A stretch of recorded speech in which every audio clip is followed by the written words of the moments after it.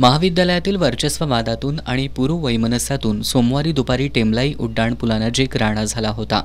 कावळा नाका परिसरातील 50 तरुणांच्या टोळक्यानं हातात नंग्या तलवारी काठ्या घेऊन टेमलाई उड्डाणपूल नजीकच्या झोपडपट्टीत जाऊन दहशत निर्माण केली होती। यावेळी या टोळक्यानं परिसरातील दुचाकी आणि चारचाकी वाहनांची तोडफोड केली होती।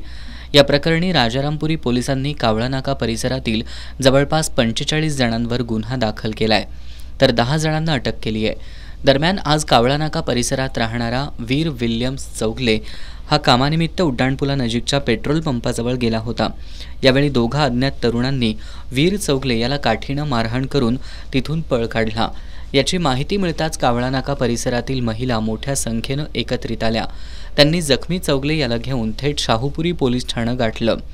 चौगले याला टेमलाई उड्डाणपुलानजीकच्या टाकाळा परिसरातील तरुणांनी मारहाण केली असून मारहाण करणाऱ्या आरोपींना ताब्यात घ्या अशी मागणी करत महिलांनी पोलीस ठाण्याच्या दारात बराच वेळ ठाण मांडलं होतं।